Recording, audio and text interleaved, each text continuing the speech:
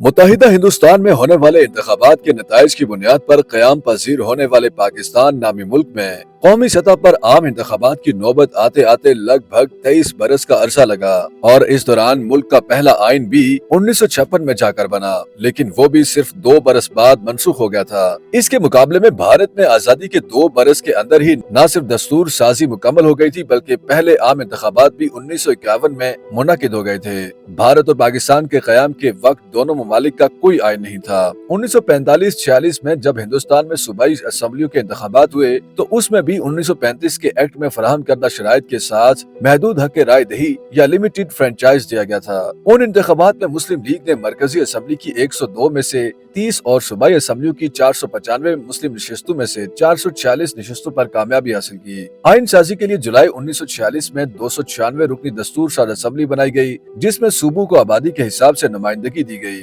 صوبائی اسمبلیوں نے ان نشستوں کے ارکان کا بالواسطہ انتخاب کیا تھا۔ دستور ساز اسمبلی میں کانگریس نے 208 اور مسلم لیگ نے 73 نشستیں حاصل کیں۔ پاکستان اور بھارت کا قیام آزادی ہند ایکٹ 1947 کے تحت ہوا، جس میں دونوں ریاستوں کے لیے علیحدہ دستور ساز اسمبلیاں بنائی گئی تھیں۔ ان دستور ساز اسمبلیوں میں وہی ارکان شامل تھے جنہیں 1945 میں منتخب ہونے والی صوبائی اسمبلیوں نے چنا تھا۔ پاکستان کی دستور ساز اسمبلی میں 69 ارکان شامل تھے۔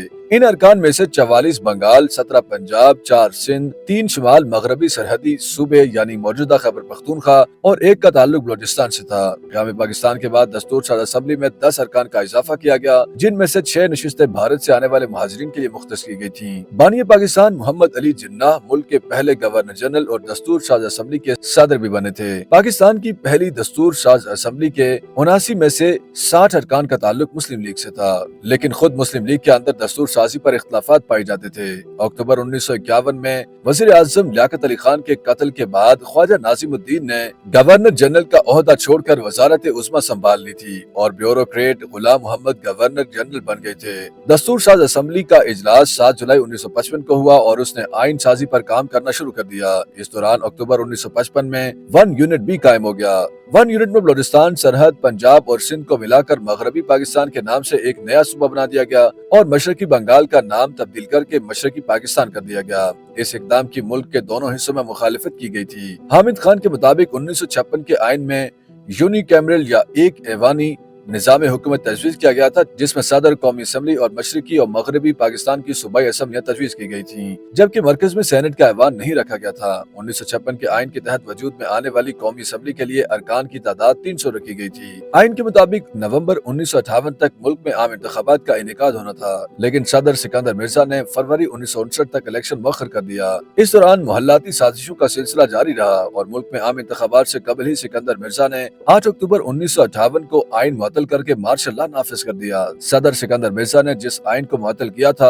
وہ خود بھی اسی کے تحت ملک کے صدر بنے تھے، اس لیے آئین کی معطلی کے بعد پیدا ہونے والے خلا کو فوج نے پر کیا اور اس وقت پاکستانی فوج کے سربراہ جنرل ایوب خان نے اقتدار سنبھال لیا۔ ایوب خان نے اقتدار سنبھالنے کے بعد 27 اکتوبر 1958 کو بنیادی جمہوریتوں یعنی بیسک ڈیموکریسیز کا نظام متعارف کرایا، جس کے تحت مشرقی اور مغربی پاکستان میں چھوٹے چھوٹے انتخابی حلقے بنا دیے گئے۔ آئین سازی کا اختیار حاصل ہونے کے بعد ایوب خان نے پاکستان کے لیے پارلیمانی نظام حکومت کو ناکام قرار دے دیا اور فروری 1960 میں ملک کے لیے نئے نظام حکومت کی تشکیل کے لیے سابق چیف جسٹس شہاب الدین کی سربراہی میں ایک آئینی کمیشن بنا دیا۔ دسمبر 1968 میں ایوب خان کے خلاف احتجاج میں بعض مظاہرین کی ہلاکت کے بعد ملک کے دونوں حصوں میں حالات کنٹرول سے باہر ہونے لگے۔ ایوب خان کے خلاف احتجاج شدید ہونے کے ساتھ اگلے ہی روز جنرل یحییٰ خان نے چیف مارشل لا ایڈمنسٹریٹر کا عہدہ سنبھال لیا اور 1962 کا آئین منسوخ کر دیا۔ قیام پاکستان کے لگ بھگ 23 برس بعد 7 دسمبر 1970 کو پاکستان کے پہلے عام انتخابات ہو گئے۔